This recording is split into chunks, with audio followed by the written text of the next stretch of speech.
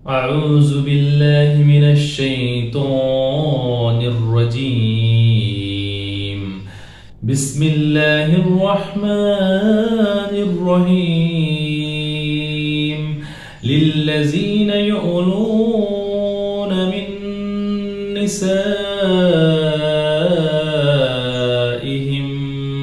تربص 4 أشهر فإن فاعوا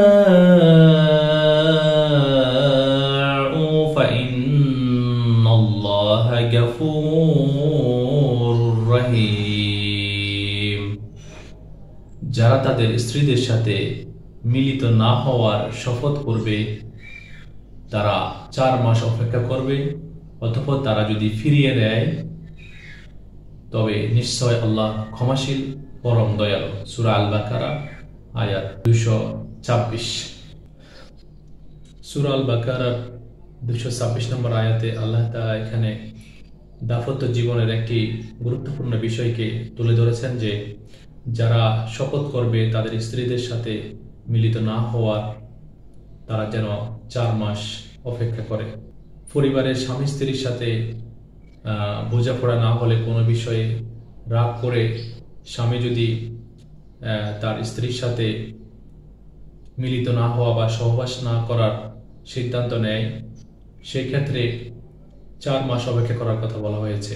এখানে 4 মাস সময় দেওয়া হয়েছে এজন্য যে সামান্য কোনো কারণে যেন স্বামী স্ত্রীর মধ্যে বিচ্ছেদ না হয় সেই ব্যাপারে আল্লাহ তাআলা এখানে বলেছেন যে 4 মাস পর্যন্ত তারা অপেক্ষা করতে পারবে।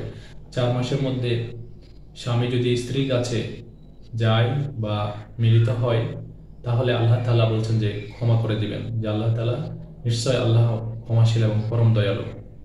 যদি 4 মাসের মধ্যেও যদি স্বামী তার স্ত্রীর কাছে ফিরে না যায় বা মিলিত না হয় তাহলে 4 মাস পরে সেটা তালাকের পর্যায়ে চলে যায়। তো 4 মাস আগে 4 মাসের মধ্যে যদি তাদের মধ্যে বোঝাপড়া ঠিক হয়, তাদের মধ্যে ভুল বোঝাবুঝি নিরসন হয় তাহলে আল্লাহ তাআলা ক্ষমা করে দিবেন। যে রাগ করে স্বামী তার স্ত্রীর সাথে মিলিত না হওয়ার যে অঙ্গীকার করেছিল সেই অঙ্গীকার আল্লাহ তাআলা ক্ষমা করে দিবেন যদি 4 মাসের মধ্যে সেটা হয়। আল্লাহ তাআলা ক্ষমাশীল পরম দয়ালু। আল্লাহ তাআলা চান না যে সামান্য কোনো কারণে এই পারিবারিক বিশৃঙ্খলা বা একে অপরের মধ্যে চাড়াচাড়ি হয়ে যাওয়া এগুলো যেন না হয়। আল্লাহ তাআলা বলেছেন যে 4 মাসের মধ্যে যদি তোমরা মিলিত হয়ে যাও তাহলে তোমাদের যে শপথ করেছো তোমরা সেটা আমি ক্ষমা করে দিব, যে আমি ক্ষমাশীল এবং পরম দয়ালু।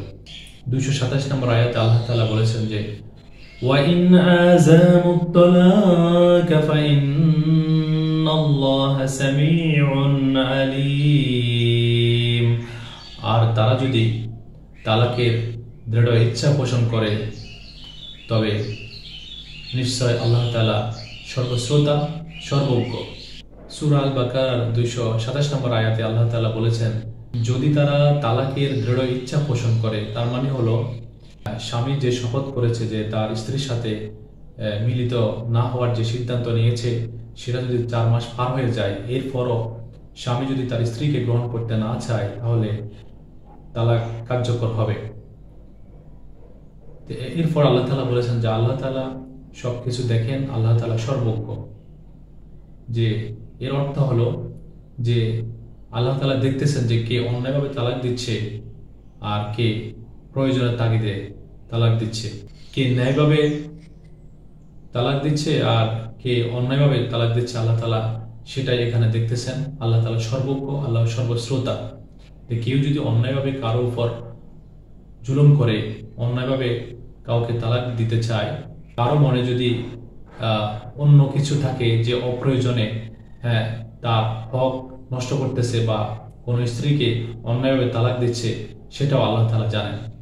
তো ওই জন্য আল্লাহ তাআলা বলেছেন যে তোমাদেরকে যে বিধান দেওয়া হয়েছে, যে সময় দেওয়া হয়েছে, এই সময়ের মধ্যে যদি তোমরা তাকে গ্রহণ না করো তাহলে তাকে যেন অনিশ্চয়তার মধ্যে থাকতে না হয়, সেজন্য তালাক কার্যকর করা বাধ্য হয়ে যায়।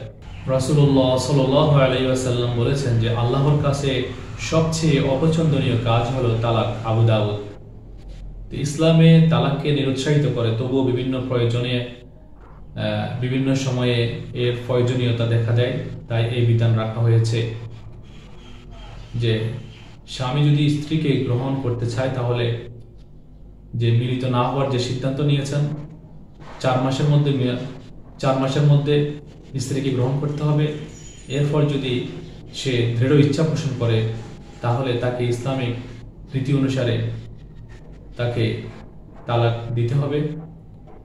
এরপর যদি আল্লাহ সবকিছু শোনেন এবং জানেন, তাই কারো প্রতি অবিচার করা উচিত না, কারো প্রতি অন্যায় করা উচিত না, কাউকে বিনা দোষে কারোর সাথে রাগারাগি করা উচিত না,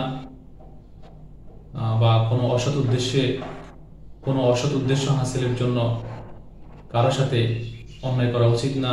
যে স্ত্রী নির্দোষ তবুও তার সাথে রাগারাগি করে শুধুমাত্র অসৎ উদ্দেশ্য হাসিলের জন্য তাকে তালাকের পর্যায়ে নিয়ে যাওয়া, এগুলো থেকে আল্লাহ তাআলা আমাদেরকে সতর্ক করেছেন যে আল্লাহ তাআলা সবকিছু জানেন এবং সবকিছু দেখেন। আল্লাহ তাআলা একদিন সবকিছুরই বিচার করবেন। হয়তো সাময়িকভাবে আমরা কাউকে অন্যায়ভাবে ঠকাতে পারবো, অন্যায়ভাবে তার সাথে অন্যায় আচরণ করতে পারবো, কিন্তু আল্লাহ তাআলার কাছে আমরা শেষ পর্যন্ত ধরা খেয়ে যাব। যদি স্বামী এবং স্ত্রীর মধ্যে এই ধরনের পর্যায়ে চলে যায় তাহলে তালাকের পর্যায়ে গ্রহণ করাই সঠিক। আমরা যেন দাম্পত্য জীবনে কারো প্রতি অন্যায় আচরণ না করি, কারো প্রতি জুলুম না করি, সেই ব্যাপারে আমাদের স্বামী এবং স্ত্রী উভয়কে সতর্ক থাকতে হবে। আল্লাহ তাআলার কাছে যে অপছন্দনীয় কাজ, সেই অপছন্দনীয় কাজটা যেন আমাদের দ্বারা সংগঠিত না হয়, শয়তানের কুফরচনায় বা শয়তানের ধোঁকাতে আমরা যেন না পড়ি। আমরা সবাই আল্লাহর কাছে ফরিয়াদ করি আল্লাহ যেন আমাদের পারিবারিক জীবনে সুখ শান্তি বৃদ্ধি করে দেয়। আমিন। আসসালামু আলাইকুম ওয়া রাহমাতুল্লাহি ওয়া বারাকাতুহু।